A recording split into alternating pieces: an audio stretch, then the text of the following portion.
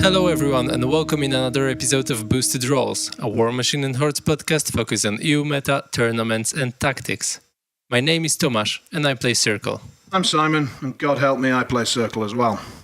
And with us today we've got a good friend of mine who I recently paired with for a team tournament, and he's with us for the first time, so introduce yourself. Hey, I am Rhox, or Luděk, but Rhox is better for you because it's hard to pronounce my name.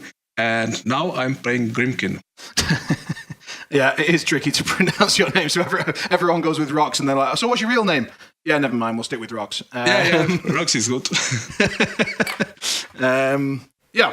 All right, and today we are going to talk about the Czech Team Tournament, which name is CAT for some reason. Yeah, it's Combined Arms Tournament. It happens every year, and it's the team tournament in Brno, in Czech Republic. All right, and I'll do a little spoiler. It was 3-man tournament, and there are only 2 people with me, and I didn't play. Yeah. That's all. Yeah, it was a bit special, especially because we had just changed factions, both of them. Yeah, 2 weeks before tournament, we swapped. All right, surprising everyone there because they were prepared that you are going to take Circle and Legion, right? Yeah. And you're breaking the meta. Well, we aren't. Privateer Press are. Like the only reason I don't want to change, I don't want to play Circle, but they've just made Legion unplayable into the current meta. Well, I mean, they're not unplayable. I mean, you know, I'm going to get some shit for that. But put it this way: I'm in a couple of Legion dojos, and in one of those Legion dojos, I think only one person is still playing Legion. Oh, that's sad. From 12, I think, originally. So, all right, that's bad. So tell me, how long are you playing Circle, Simon? I've been playing Circle for a couple of weeks now, I think. Maybe even a month, actually. I think I changed a little bit before Luděk changed, Rhox changed to Grimkin. So, maybe a month, I would say. And I will be playing them up to the WTC, and then I'll probably drop them again and find something that's, I don't know, more suitable to me. All right, that's quite impressive. You both play the faction only for a month. You go to a team tournament with one person missing and you win it. Like, amazing. We were thinking if the third guy showed up, we would definitely be on fire. Or lose because you wouldn't have the pressure on you. Yeah, we just chill out and go, oh yeah, he can win one. Yeah, maybe. Yeah, now you felt that you need to win because like you cannot rely on anyone else.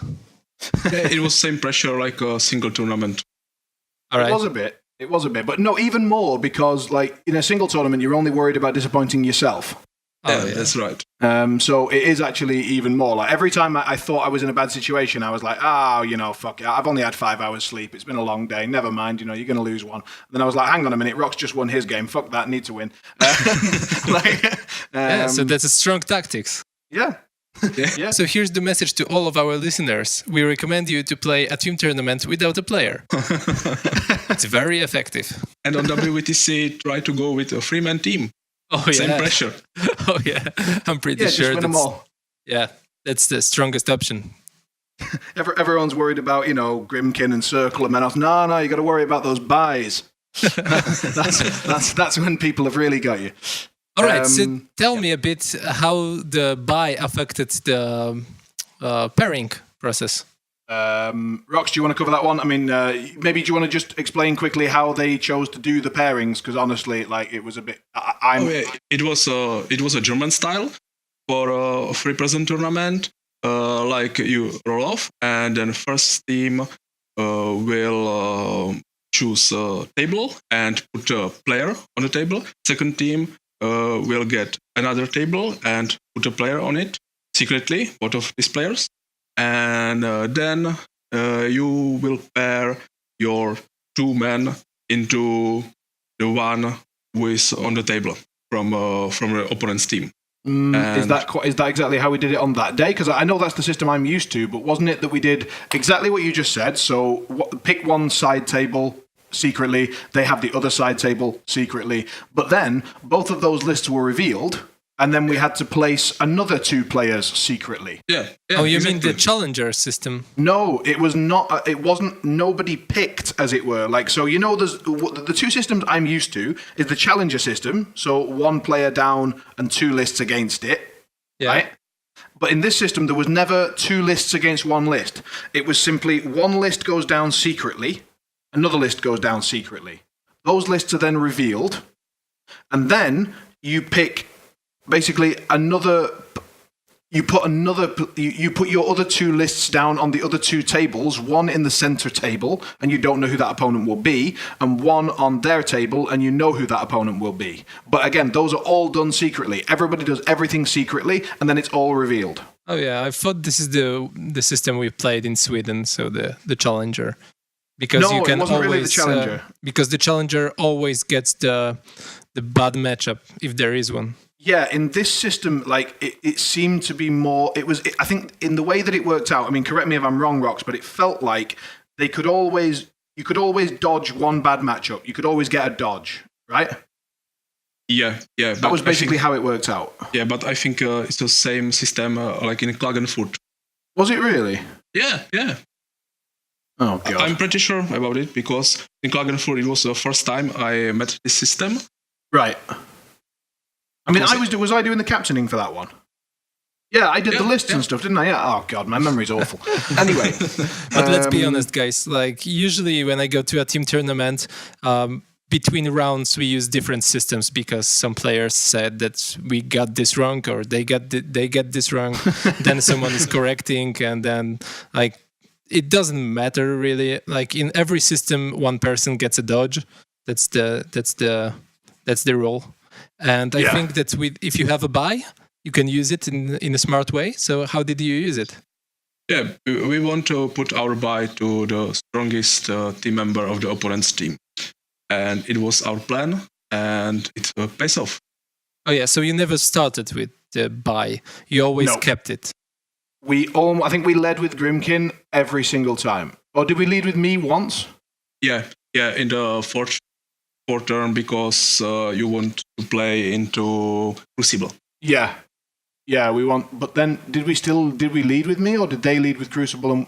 No, because we lead with you, and in the second round we lead with you because we want to put me on a table, on a concrete one, and we wanted to avoid Scorn. Okay, so we'll get to it in the round by round, I guess. Yeah.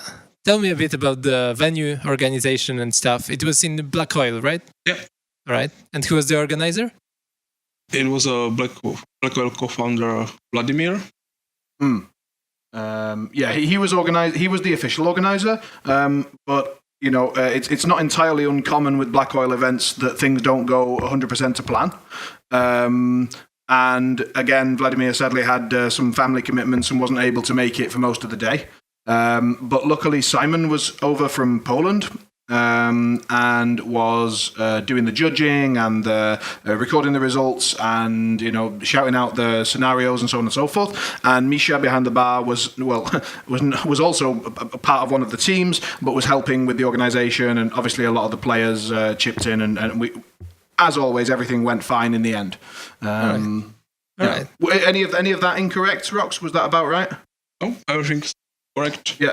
Okay. I just didn't want to, I didn't want to say what my interpretation was and then find out it was wrong or something. So that was basically what happened, right? All right. And the venue is Black Oil, so. Oh, the venue is Black Oil. It's amazing. Yeah, it's fantastic. Yeah. No, we're really lucky. Like, it's our local club.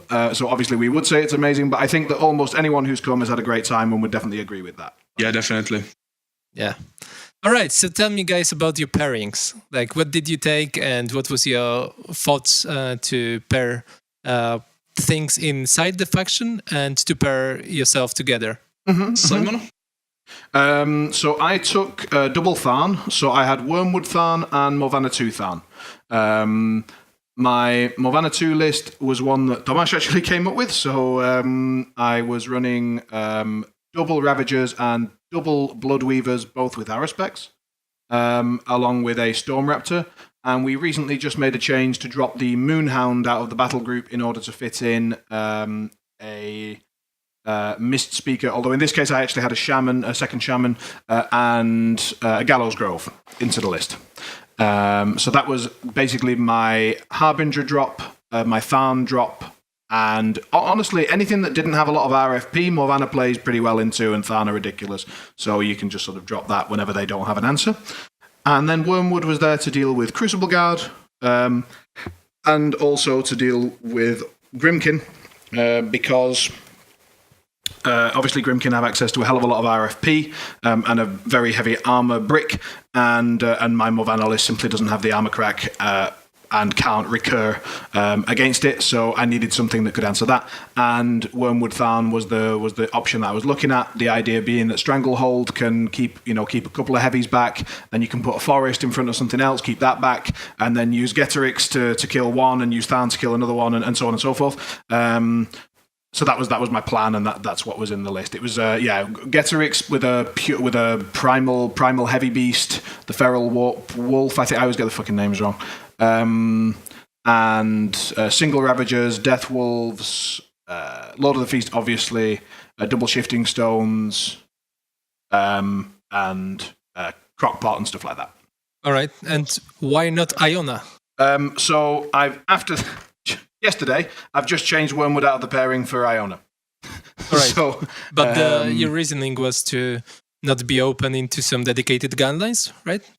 It was partly that. It was also partly that I'm late to the Circle party, and everybody is kind of aware already what Iona does. So I would be investing quite a bit of time into learning Iona, and then history has taught us that generally people will find an answer, or PP will change something and release an answer, and I didn't want to sort of walk into Iona at a late stage, invest time in learning her, and then just in time to find that everybody's sort of ready for her.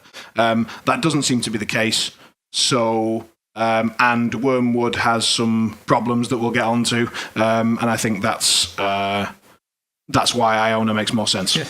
I understand to put the time into learning Wormwood, it's a lot. It's an investment, but into Iona, not really.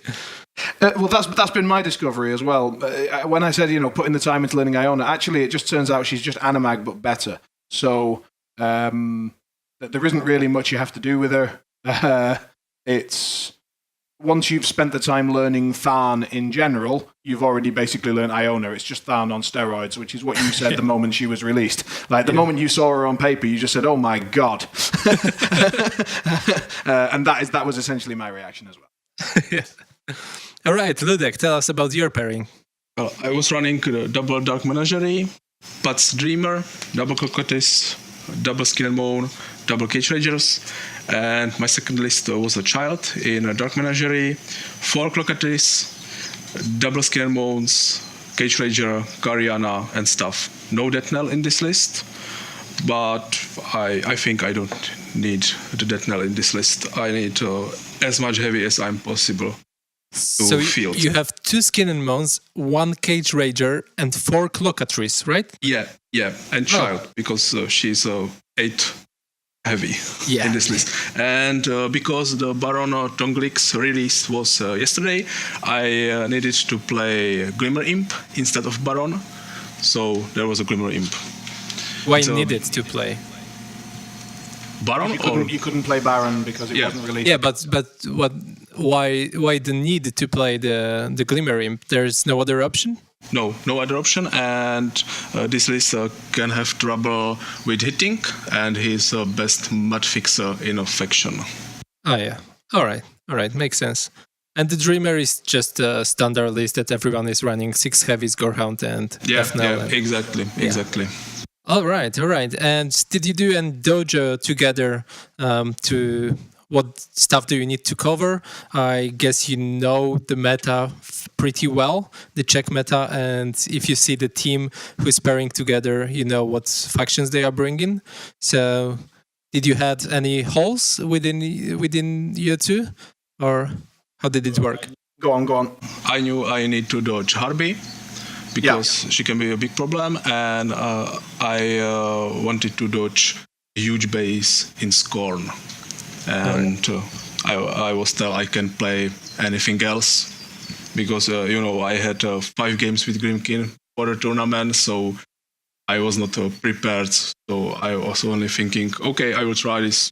Maybe I should play into it. Don't know. Figure it out. They were learning games for Luděk. Yeah. Because I had exactly 2 games with Dreamer and 3 games with Child before tournament. All right, that's impressive. And did you know that you are going to go to the tournament with only 2 of you, or there was a third guy that just dropped before the tournament? So No, we didn't know originally. Yeah. I swapped after our third member went sick because, with him, all our ambitions are gone. So I thought I can practice Grimkin on this tournament. Why not? We can't win, right? Oh yeah. So originally you were going to play Circle? Yeah, Iona and Una. All right, makes sense. So And that was another reason why I wasn't going to have Iona in the pairing. all right, now everything makes sense. And the third guy was Protectorate? Yes. Yeah. Yes. All right. With Harby and Harby. Yeah. All right. I think he had Harby and High Reclaimer or something, but he's the captain of the Czech team. But sadly, he fell sick. He told us about it a few days in advance, and so we had a chat about it. Rhox basically asked me, do you mind if I just play Grimkin and, try to learn that? I said, look, I think Grimkin are probably the best faction in the game at the moment. So I said, feel free to play Grimkin, that's fine with me. And also playing double circle in a 2-man team in a 3-man tournament probably isn't the best, because if an answer comes up, then it'll answer both of us. So why not? In terms of our preparation, yeah, as you say, we had a chat before, we had a look, and we both agreed that we don't like seeing Scorn with a bunch of huge base battle engines because we're not massively well equipped to deal with that.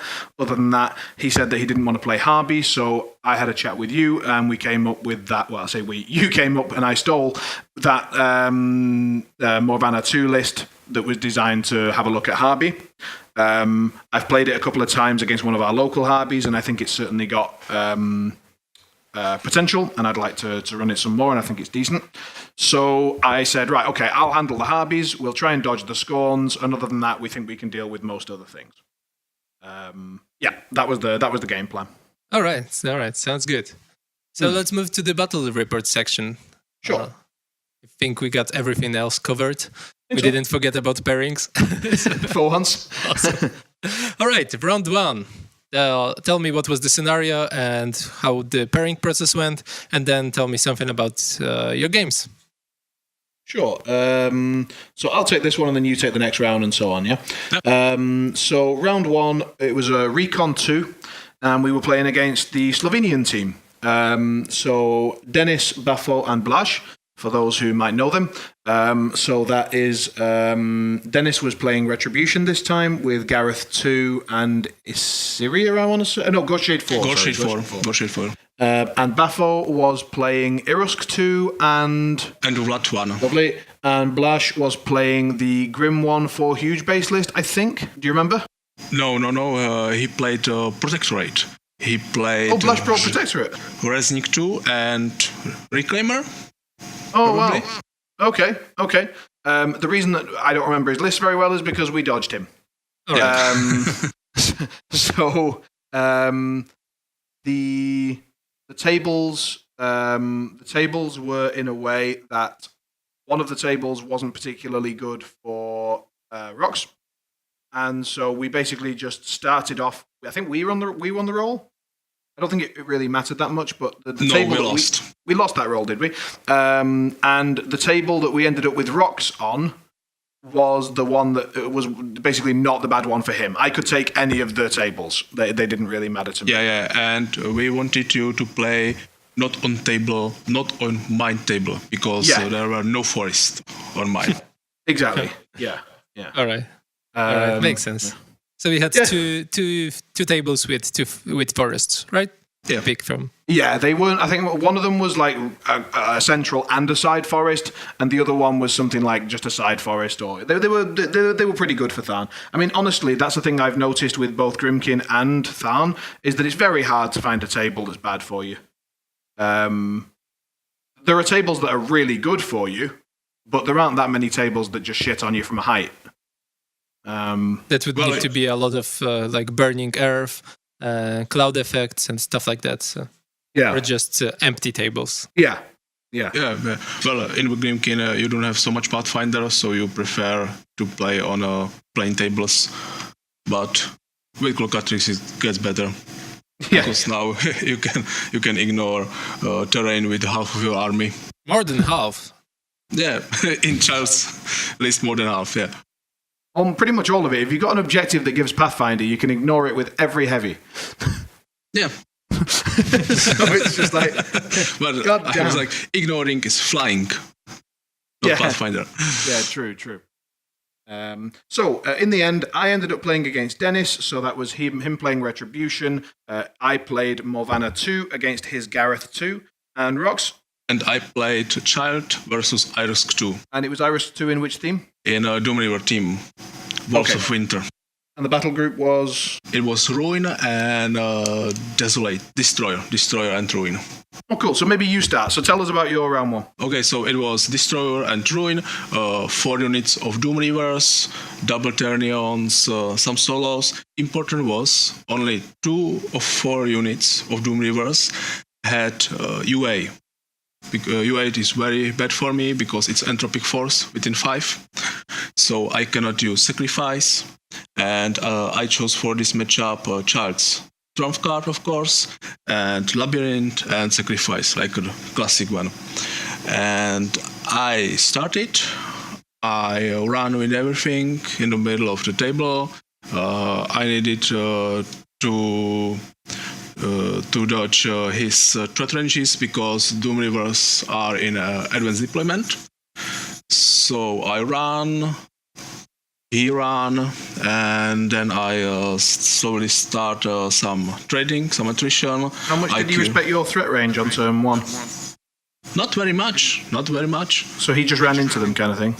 Yeah, he's running. He ran with everything, but he put his Doom Reavers in some kind of fun.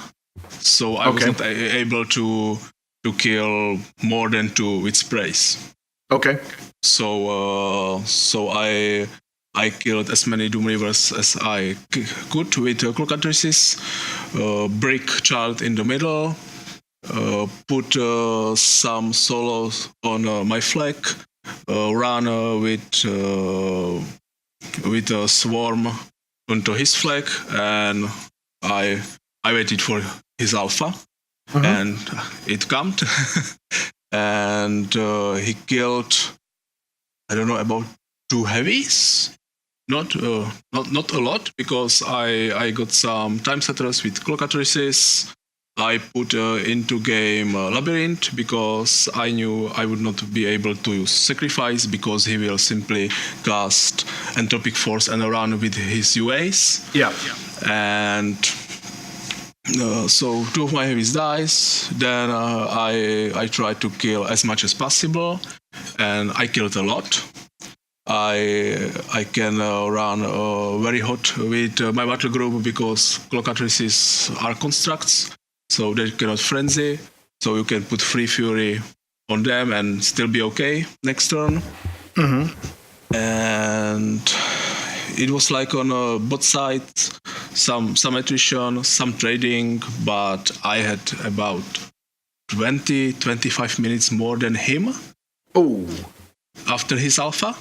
Okay. So I decided to play heavy on clock. So I only kill a couple of things here, some contesting, some Arcana tricks like running with Swarm over his Doom Reavers, asking him about free strikes, clock him. He was thinking about it. Then he realized I had Sacrifice, so he clocked me back. So I can take a couple of minutes on my turn from his clock about decision about these things, and I slowly attritioned him, but on time, not on miniatures. I think in the end it was like 3 or 4 my heavies, mostly of them little crippled against his 2 Doom Reavers and battle group, something like this. I played a long game from the beginning, and I tried not to lose on scenario, and this was it. And what was the scenario score at the end? Was he close? No, I think it was something like 2 for him, 1 for me, but I got destroyed on one side, on a side with his flag. So if we play about 2 more turns, he will be able to win on scenario, definitely, but not at that point. Right, not at that point, not with that time. So it's classic Grimkins, very little activations, and it's hard to get punished for a bad positioning when you have all the protective stuff like Sacrifice and Labyrinth in your toolbox. And this style suits me a lot because I can play very fast, and I'm used to have more time on clock than my opponents, even if I am not playing Grimkin. Yeah.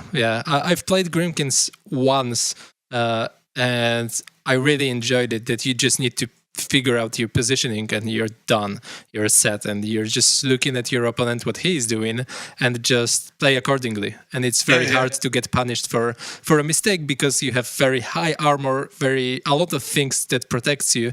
So, and now with Clockatrice that you can jump back, that's amazing. With Child it's different because in Child's list you don't have the armor. Your highest armor is on Cage Ranger. Clockatrices are 18. Scanner modes are 17, so they can die like nothing, but it's built on a Clockatrice's jump. Yeah, they still jump back, and they are defense 13, so it's like not very high, but still high. Some attacks might miss, and I feel like the key point for Khador player would be to damage your Clockatrice and then activate the units with UAs last to capture Clockatrice within maybe 2 inches, the Clockatrice. So even after you jump back, you're still in Entropic Force, and then in your next turn, in your control phase, you cannot heal to bring back your aspects, so your Clockatrice is probably not doing much because Child cannot heal the construct, right? Yeah, exactly. But I had my Clockatrices on sides, and he has his UAs in the middle. Oh, all right. So who went first? I went first. So he failed to counter deploy a little bit, right? A little bit, but he was focused to crack my brick into the middle. You know, there was a Child, 2 skin bones, and all of this stuff, and he focused on this because this is what he can kill pretty easily.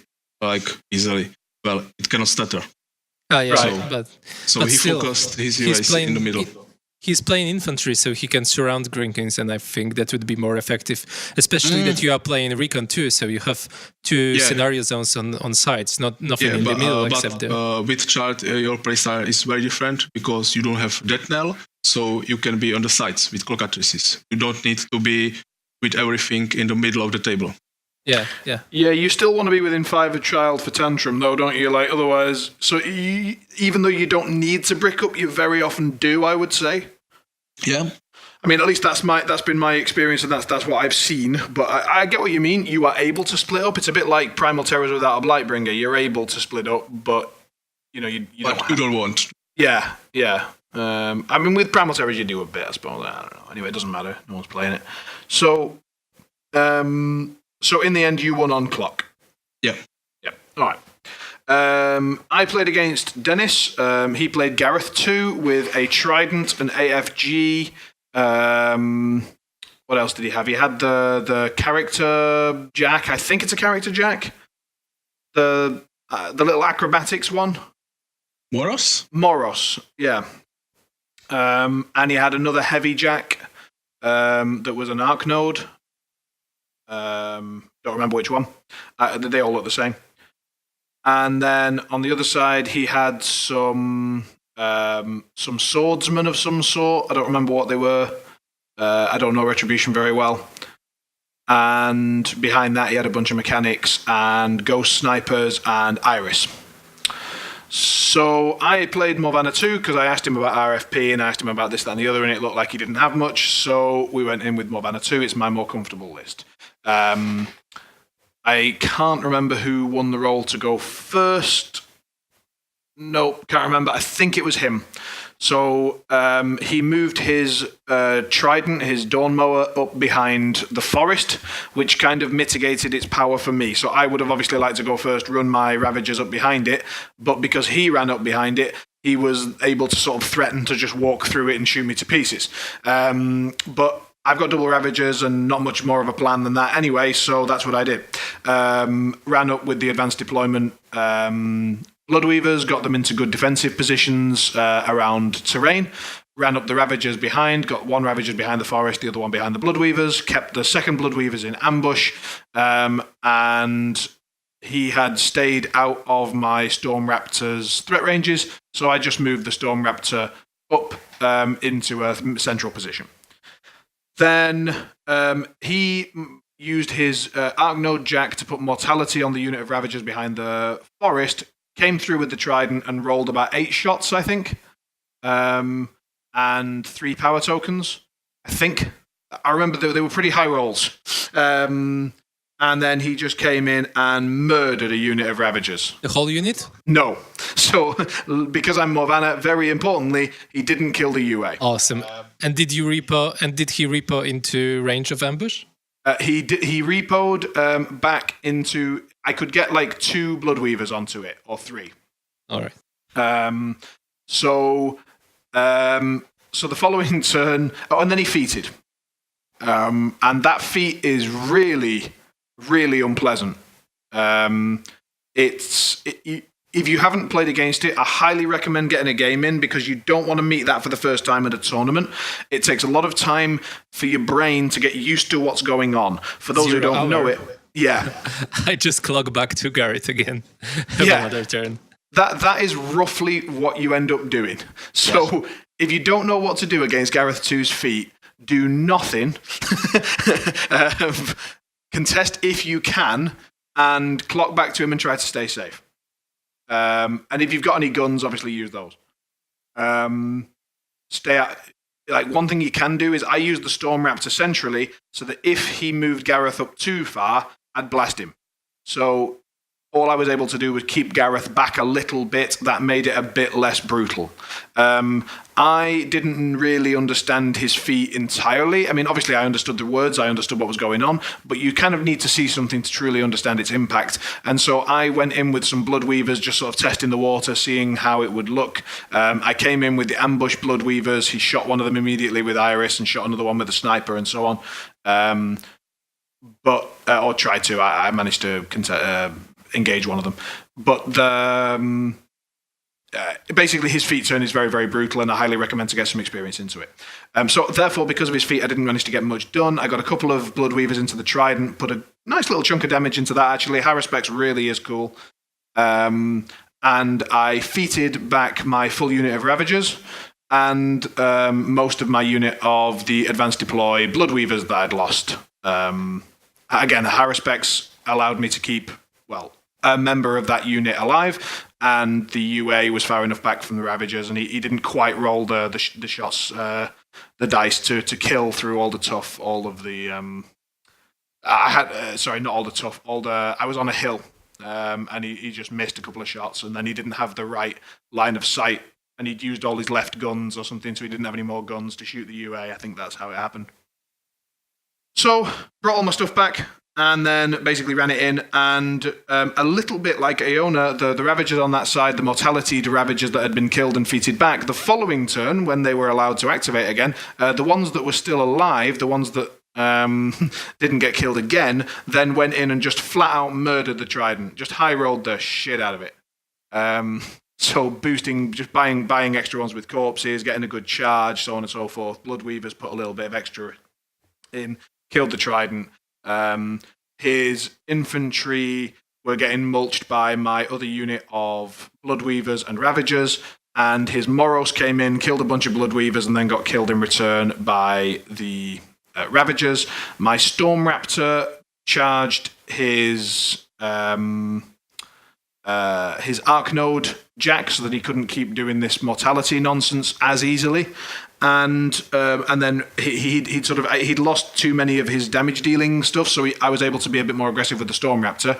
He then tried to use Gareth, to get some personal output, and that resulted in Gareth just getting shot to pieces, and I had Lord of the Feast ready as well to kill him if the Storm Raptor didn't. So it was a bit of a shame because the attrition was starting to swing his way, with the exception of the Storm Raptor. But the existence of the Storm Raptor and Lord of the Feast meant that he made one mistake and just instantly lost the game. Did he blow up his own objective? No, he didn't kill his own objective, and I think it wasn't the objective that would have allowed me to get Feast to him. I think it was a sniper team. One of his sniper teams was just a little bit too close on one side, something like that. All right. I also got a pretty good surf at one point, but it got shut down by a lot of tough rolls. So, there were some swings in that game. Like he had really good rolls on his trident for number of shots and number of power tokens, but and for number of toughs. But in the end, it didn't matter because he made one mistake and then just got murdered by Storm Raptor and Lord of the Feast. So, a bit of a sad end to the game, in my opinion, and his, obviously. But it was a very cool game, and Gareth 2 has now been added to my list of things to keep an eye out for because that is actually quite strong. Yeah. Have you played? So you said you've played into it. Oh yeah, I did in finals of recent Steamroller in Krakow. Yeah, and how was it? Oh, so all the questions I've asked you are just little spoilers from this game. I don't remember details. Who went first? Who went second? It was Garrett in Legion of Dawn, and basically it was Recon 2 with 2 giant buildings. So on his fifth turn, I just positioned my army behind those buildings to stay safe and clocked back to him. And then in return, he killed some Ravagers, repoed the Trident in range of ambush. So I killed the Trident with Blood Weavers. Single Ravager killed almost entire of his infantry. Ow. And then he blew up his own objective to stay safe from Lords of the Feast. So eventually scenario pressure forced him for assassination. And he got white-maned and failed. Okay. Well, it does help if your opponent kills their objective for you.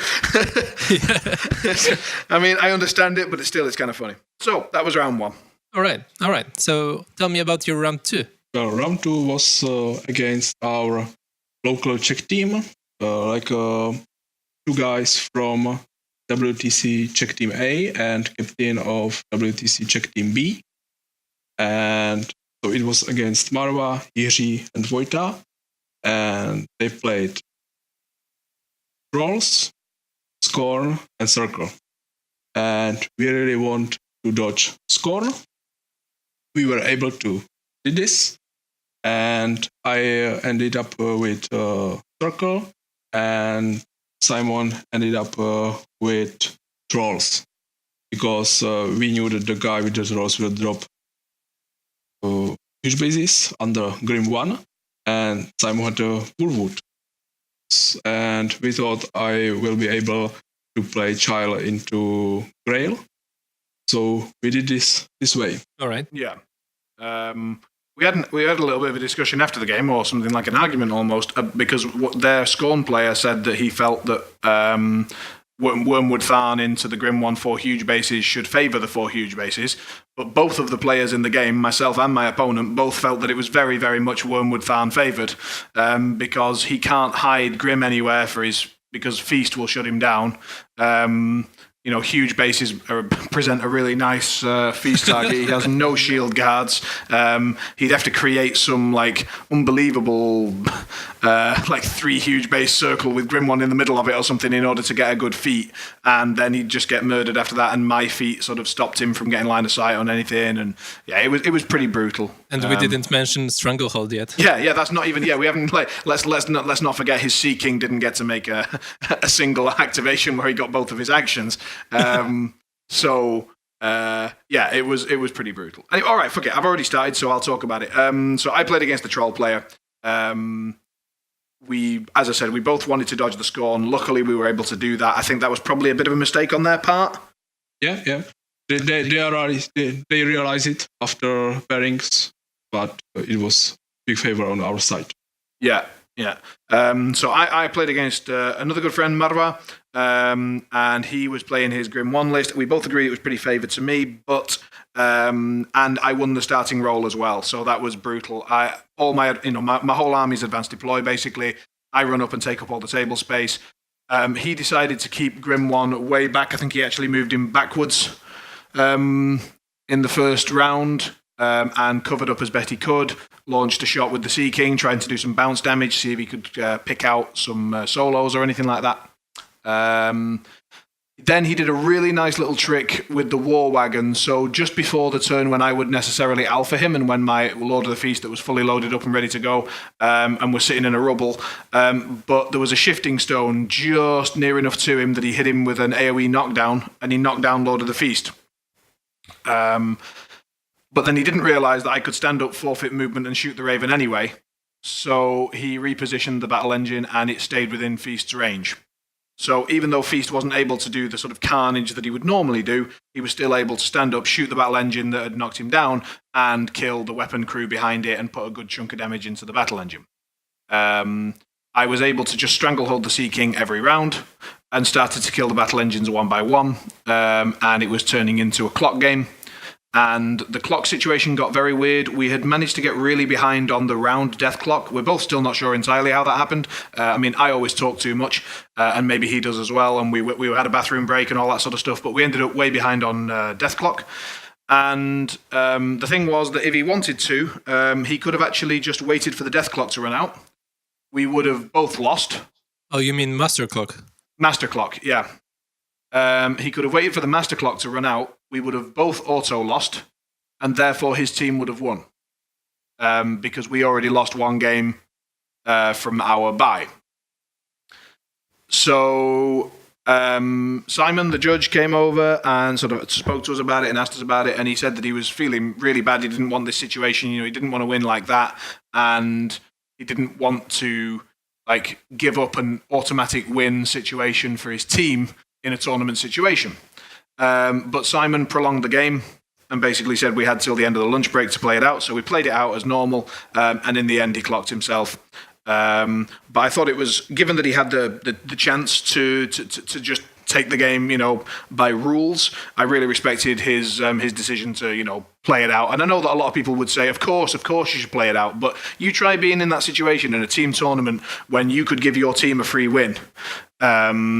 By just doing nothing, there's an obvious temptation there to do that. So I respected that decision to play the game out properly. We played it out. We had a great game in the end, and as I said, I won on clock. So that was round 2 for me. Sweet, yeah. Yeah, and round 2 for me, it was Child again against Grail in Devourer's Host. I really wanted to try Child in Devourer's Host, and it was good. I was surprised because I thought it will kill me like nothing, but it's not. I started. I think there was one very large forest on the side. Yeah, they got the better. In order to avoid the scorn, we had to give up a decent forest table, and he had a forest against you. Yeah, exactly. But there was a big building in the middle. So I ran with Child behind that building, and I had almost everything in Child's control. So I got a pretty good use of Labyrinth in his second turn. And it was a similar scenario like a game against Buffo. I put a Labyrinth in the game.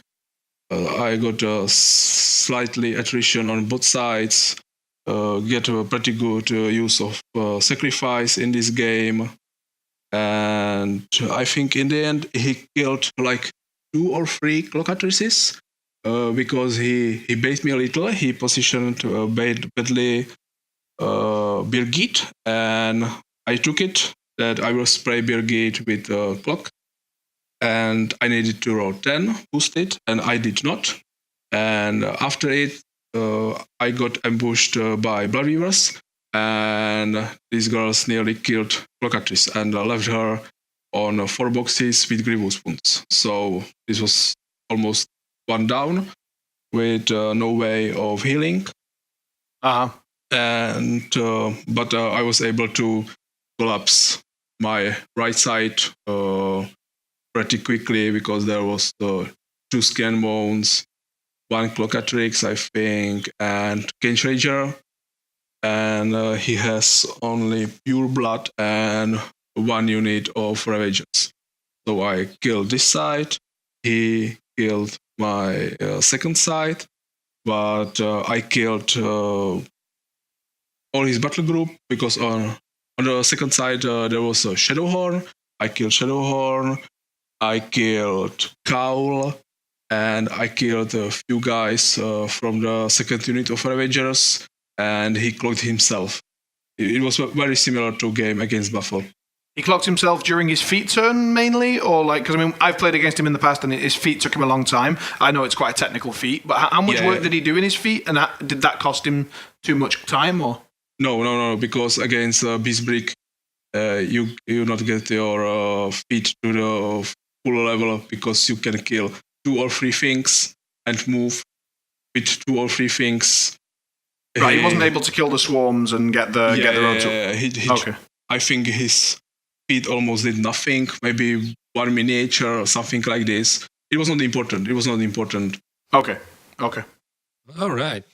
Sounds interesting. Like, I don't think Grail has strength to kill the Grimkin brick. It was without the Death Knell, so maybe this brick is a bit easier to crack, but it's harder because Clockatrice jumps back and you cannot trigger the feat. So yeah, exactly. Yeah, but and you have no use of stealth. He used wind blast. Yeah, it's a wind blast. I think a lot. Yeah, because he can put 3 wind blasts in game and prevent a lot of Clockatrice's spray with good positioning. Oh yeah. Oh, okay. I hadn't really thought about that. I was thinking, really? Wind Blast against Grimkin? Okay, yeah, Clockatrices, yeah, fair enough. So, in the end, we were then up 2-0, 2-1, 2-1, theoretically. All right, so tell me about your round 3. Round 3 was on Invasion. It was against good friends of ours from Austria. So that's Matthias and Ikit, both originally based in Klagenfurt, and Snot, based in Vienna. And so they were bringing Scorn with Rasheth, 3 battle engine, sort of the more modern, normal Rasheth list, I would say.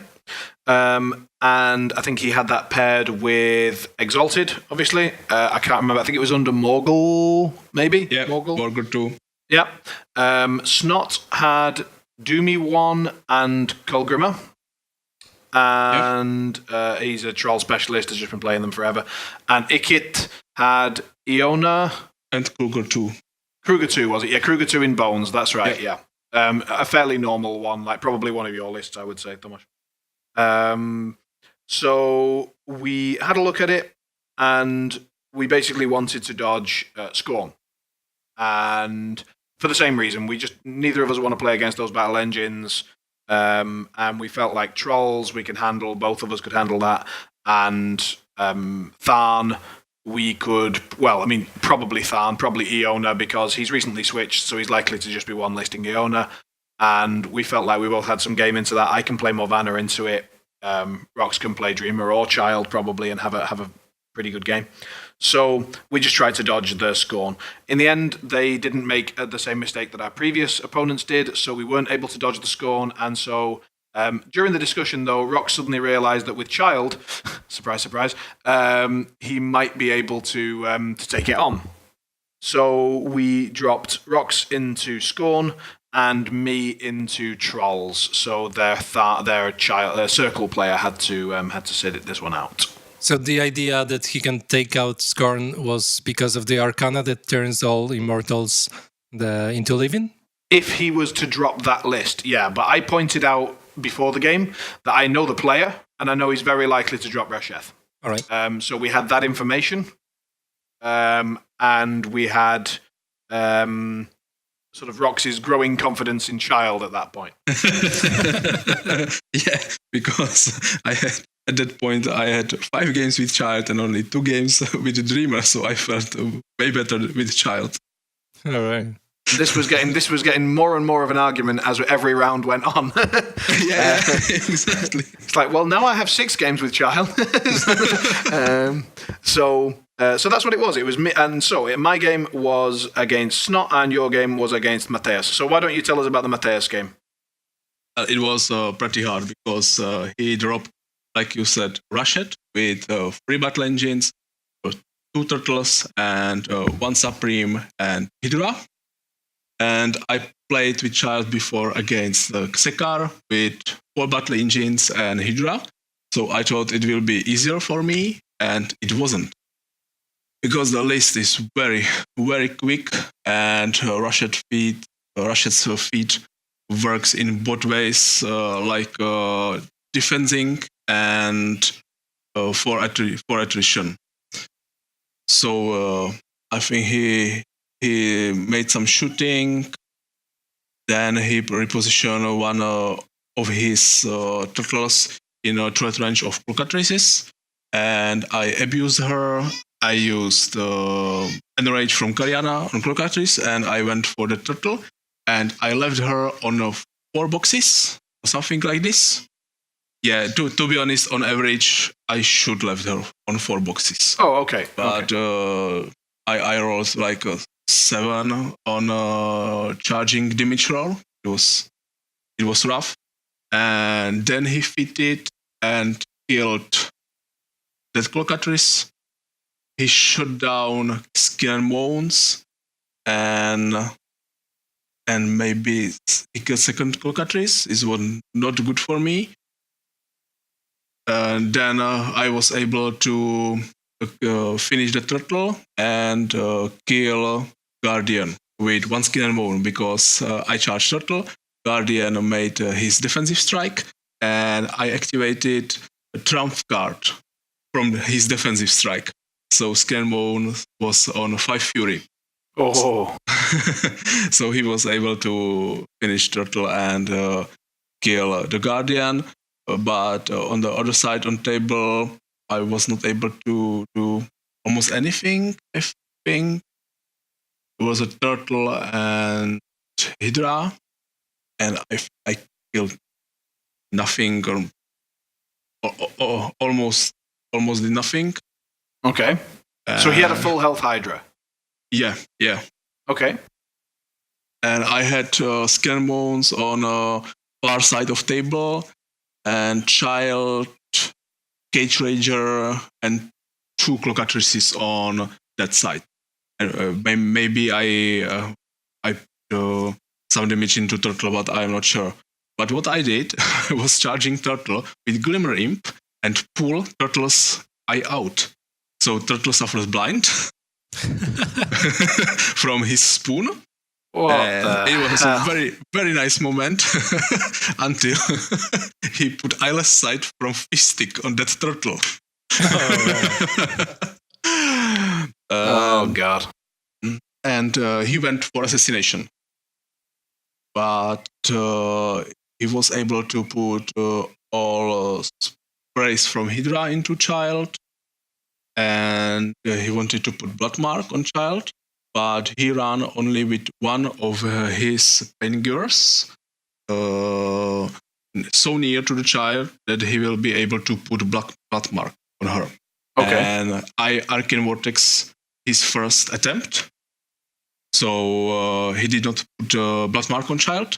He killed his Paingiver, and he was not able to put another Blood Mark because he didn't realize against Vortex, and he was sure that he's able to put Blood Mark on Child with only this one Paingiver. Yeah. So he went for assassination still, and I camped like 3 and 4, something like this. I wanted to be close because I had Shadow Arcana, and I really wanted to use it because this is the Arcana which puts new heavy in the game. And I knew if I will be able to put a Cage Rager in the game, I will be able to kill his turtle or almost kill Hydra only with this new heavy. Yeah, it should be noted, by the way, that this assassination was going on with only a couple of minutes left on each player's clock. So no. Oh no, this was before. Yeah, this was before. Okay, so I came over. Assassination. This is the first assassination, right? Okay, so spoiler alert: this first one doesn't work, right? And in the end, he left the child on 2 boxes, something like this, and he spent all of his activation and it's completely turned on assassination. So he was in a really not really bad position, but he used his turn for doing almost nothing, like trying to kill child. So then I think I I need to cut child for 1 to get her for fury. And so she was on 1. She camped 4, and I killed Turtle and Hydra, both of them. Yeah, and I left with 2 Clocatrices and Skinmo, who runs near to the child to be on my side of the table to threaten Rashid. And then, like you said, he went for another assassination. He had like 2 minutes. He had only Rashid and few pain-givers. And he made a pretty good play because he was able to put a fury on Clocatrice. On the one the pain-givers, right? Yeah. And I heard about this ability like a million years ago. I really didn't realize it. I was really surprised in a bad way. And then he tried to kill second Clocatrice with Kra, because the Clocatrice has like 9 boxes, something like this. He missed, I think, all attacks or do nothing. And then he left Clocatrice on 4 boxes. And then he went for another assassination with Rashid and with Thunder Spirit. And he chose badly because he did not target child. He targeted the Clocatrice, which was engaged by Krea. Why he target Clocatrice with Thunder Spirit? That doesn't make sense. He was trying to kill it, I think. Yeah. Because in order to then be able to kill the child, but he didn't. But he can kill the child from the feedback. Yeah. Yeah, exactly. But he had like 1 minute on clock, and he was a real rush, and he chose badly his target. Yeah, he just panicked. Yeah. So he missed the Clocatrix with first roll, and then he tried second, and I don't know.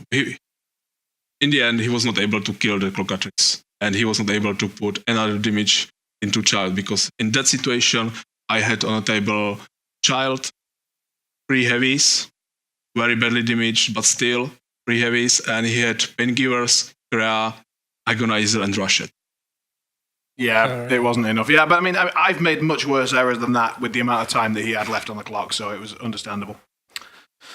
So I actually caught the end of that game as well. It was a really intense game. That was probably one of the best games of the tournament. It was very cool. All right. Yeah, I was really lucky in that game.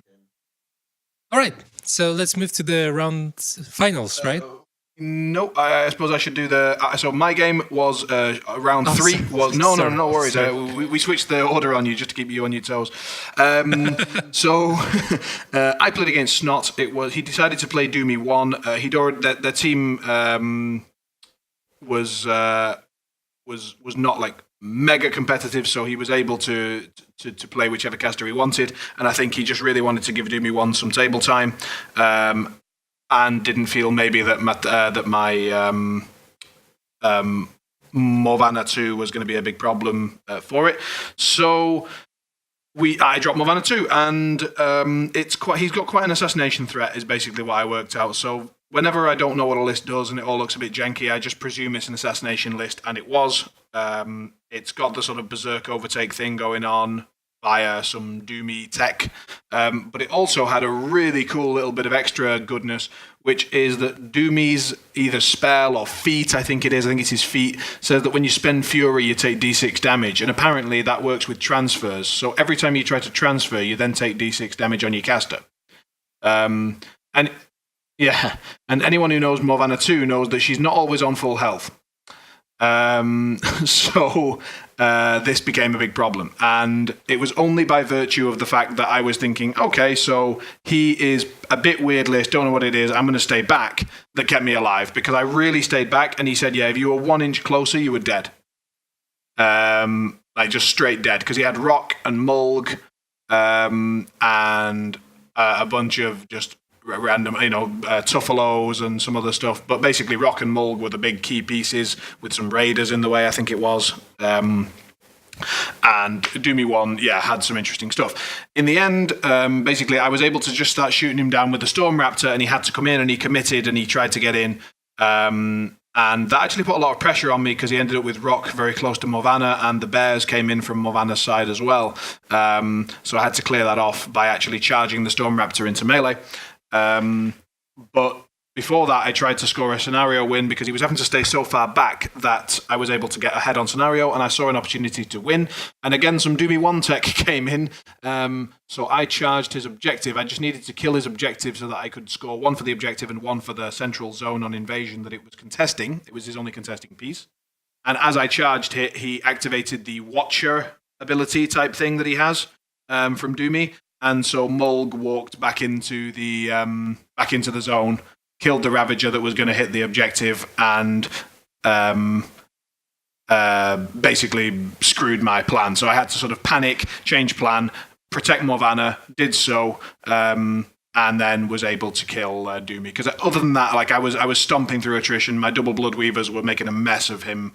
And once my Storm Raptor was shooting his heavies down, and once he lost his heavies, that was it. So, but it was a really close game. Lots of like assassination threats going on. It was very cool, and Snot's a great guy. So that was round 3, and we ended up 2-1 3 times in a row. All right. So now it's the finals. It's the same day? Yeah, same day. It's all one day. Yeah. All right. So you must be tired at this point. I was really tired because I'd only slept about 5 hours. I'd been playing poker the night before. Yeah, and we really hoped that there will be only 3 rounds, and it was not. Yeah, there was a possibility. There was a down pairing, and we're just praying for this guy to win. And he didn't. So we ended up playing against another Austrian team. All right, tell me about it. So this time it's 2 guys from Graz. So that's Misha and Tommy, the brothers, for those who know them, and Pagan, who's like the honorary Austrian. I think he's originally from Passau. Yeah. He's German, but yeah, he's German, but he's an honorary Austrian. Austrian. With Australian, Yeah. He's Austrian, really. I think he's playing on the Austrian WTC team, isn't he? Yeah. So they had Crucible Guard and Convergence and Retribution. So do you remember what they were playing? I don't remember all their lists. Convergence was Axis and Lucant. The Crucible Guard was Silvestro and Baldwin, I want to say. Yeah, and I think the Retribution was Gorshed and Issyria, probably. Okay. As you can tell, we dodged the Retribution. Yeah, and we wanted to dodge Convergence. Yeah, we did. Yeah. Yeah, but we were not able. Yeah. Basically, unless they cock up in that format, you can't dodge something specific. Yeah, exactly. And they knew it, and they wanted to not dodge something, but they wanted Tommy not to play because he was retired, and they wanted to put him into our missing guy. Yeah, so we could have a rest. Yeah. So in the end, I ended up playing against Crucible Guard because I had Wormwood. Enough said there. And Rhox, who was previously playing Convergence for a long time, ended up playing against their Convergence player. Yeah, I ended with Convergence. And it was spread the net. So go on, tell me about your game with Pagan. Well, I knew he will play Axis because it's his main list. It's almost all Convergence players' main list. And I choose Child because, I had really great experience with her at that point. 6 games so far. So the child abuse continues. Yeah. Exactly. And we both thought that this matchup is in his favor. And I ran with everything. He advancing, I advancing outside of his flat ranges, north depths. So I get sprayed a little. Only to mention, he played tap, double inverter, 8 galvanizers and diffuser, and a lot of servitors. So only 1 tap. So I got sprayed from tap. I survived this 1 tap with ease, and we both knew that he needed to feed, and he feed it. And then we both realized that this matchup is bad for him, not for me, because I had sacrifice and labyrinth. So he feed it. He was not running with everything into me, because in his feet my threat ranges on cockatrices are 7, which is not so bad. So I only push me back a little. Why 7? Your speed 6 and you have... oh, sorry, reach? not 7. Yeah, it's off 5, so it's 8. On abuse cockatrix is 8. All right. I messed up Axis feed and Grim's 1 feed. Oh, fuck Grim 1's feet, though, by the way. Just fuck that so much. Anyway, right, carry on. It's terrible, his feet. So I pushed cockatrices forward a little. I used as many time locks as I can, which was tricky because when I wanted to time lock on something, I need to be within 6, so he can countercharge with this stuff. But still, I put cockatrices into some galvanizers. He knew if he will countercharge me, he will not kill cockatrice, and cockatrice will kill charging galvanizer. So he did not use his countercharges, and I avoid the countercharges from all of inverters. So I put time locks into play, and I prepare child into middle to be prepared for labyrinth. And oh man, speed 2 inverters make sad faces. Speed 2? Speed 0? Well, that's what I mean. Like they're speed 2, and they're just sitting there thinking labyrinth's coming, isn't it? Like, yeah. So galvanizers with labyrinth and time lock, they are speed 1, which it's better than speed 0, right? God, I hate clocks. Oh. And I covered everything with Krebitz because I was aware of his diffuser. But his diffuser really, it was really focused on trying to kill contesting Gremlin Swarm. So I covered up everything. I prepared for labyrinth. I clocked back to him, and he started with some servitor attunement because he wanted to put flare on me. I activated labyrinth, and he was fucked. Like totally. We both realized on this point it's a very, very bad matchup for him.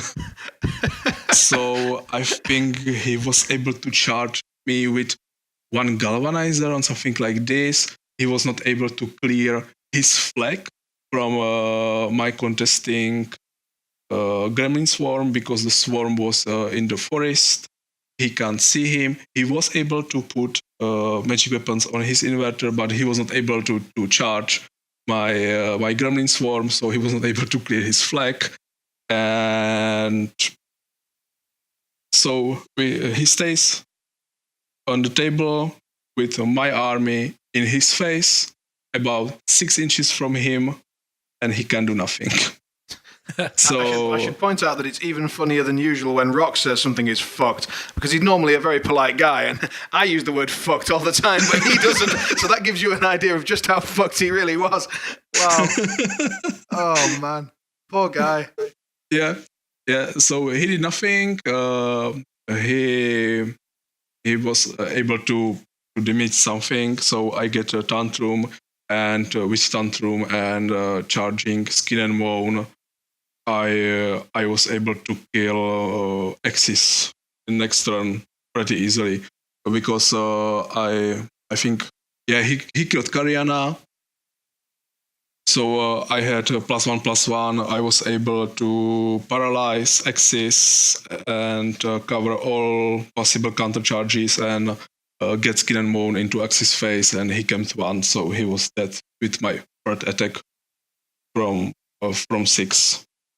All right. Oh man. He did it purposely because he realized if he bait me, and it turns out dice value. Yeah, he can win. Right? Yeah, exactly.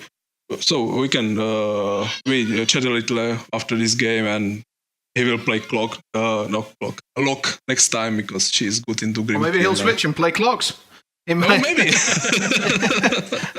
He can play Lock or Clocks, it's either way. I kind of heard a bit of that discussion going on, and Bagan did not sound particularly happy about how that game went. And it was funny because in a previous podcast, apparently, I don't remember saying it, but I'm sure I did, I said that Rhox is probably the best Convergence player that I know. And he sort of gave me a little bit of shit because he said, "Hey, come on, man! Like, that hurt. That really hurt." But then apparently, like, I can't remember who was on the show, but someone was like, "Oh yeah, definitely." And it's like, "Oh, the pain," because Bagan's been playing Convergence for a very long time, so it was bad for him that in the game against me, Convergence lost the biggest advance, which is no one knows Convergence. Yeah, and no one knows Convergence, and now he gets to play against a Convergence player. That's and I know every nasty trick he had in his sleeve, so I was able to avoid it. Poor fucker. Anyway, so I played against Misha, and if you haven't played against him, he's one of the two brothers from Graz, and he visits Brno whenever he can. He tries to support the Brno community as well as the Austrian community. He's an amazing guy, and I know he's involved in some of the Graz tournaments. Well, not tournaments, but like community building as well. And so we had a really, really fun game. It was Wormwood Tharn versus Silvestro. So we were both within about a month of switching faction, I would say. So he'd only recently picked up Crucible, and I'd only recently picked up Circle. I hadn't got a huge amount of Wormwood games, and same for him with Silvestro. So we both sort of admitted that this was going to be a bit of a tricky game, especially at the end of a long day.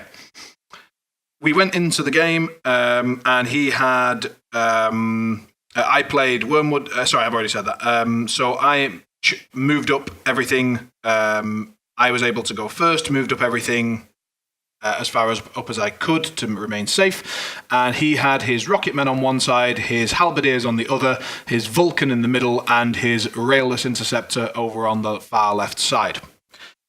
It was on Spread the Net, so his Railless was basically designed to hold his own rectangle zone. The game was very back and forth, and generally I focused very, very hard on his Halberdiers. I knew from playing against Jake Wilstrup that the Halberdiers and Mosby were the sort of damage of the list, and that if I could kill those and stranglehold the Vulcan, then I should be, well set up to take the game. So I did that. I committed Feast to kill quite a lot of the Halberdiers, and I was trying to clear a path for Cowl to get to the Vulcan because I had prey on it, but I didn't manage to clear a path. But I did kill Mosby, and Moses. I did kill Mosby and some other religious figures, and Vulcan, a bit of chip damage, and a bunch of Halberdiers. And then I killed a bunch more Halberdiers with my Death Wolves, and also a Ravager. I think did a little bit of sort of tried to do some surfing. So dealt with some of that side. In return, he was shooting with his Vulcan, the stuff that was in range, obviously, and his Railless was doing the real money work. So his Railless on one side was really hurting me. He was killing off Death Wolves. He was killing off I think he killed off my shaman on one side. He was really, that guy was doing some serious work. And he's just like, okay, so now he shoots with this gun. Now he shoots with that gun. Now he shoots with the middle gun. Now he's got a spray. Now he's got another spray. I was like, when does this guy stop shooting? Holy shit. So did he put the explosiva spell to not to give you souls? No, he didn't. So no, I had pretty much full souls every turn for the whole game. All right. As I said, he's not a massively experienced Silvestro player, so I don't think he was really too worried about that. There was at one point in the game where he was doing something, and then we sort of had a look at it, and I said, "Are you sure you want to move up with the +2 speed? Like, if you don't go super stealth, you could have some real trouble here." So we allowed a quick, he switched it back. He was like, "Yeah, I think I'll take the stealth." Yeah. So it was, as I said, a really friendly game, both going both ways. During the middle of the game, this is a really sort of sad point because it was such a great game. But what happened was that the clock I think it got paused. So in my head it had been switched, but it actually just got paused during his turn for about, we're not sure, for like 5 or 6, maybe 7, it doesn't matter, some minutes. And so what we did was we put a dice next to the clock, the usual thing, to show like a 5-minute switch. But in my head, it was a +5, -5. When the clock's been on the wrong side and you've got a +5, -5, a bit like what we had in Lund with the Invitational. All right. But in his head, it was simply -5 minutes from his clock, not +5 to mine. All right. The game continued, and after a round or two, he finally forgot about Hellmouth and put his rocket men in a nice clump for me. So he lost about 6 rocket men, and including the UA and a Trancer to a Hellmouth.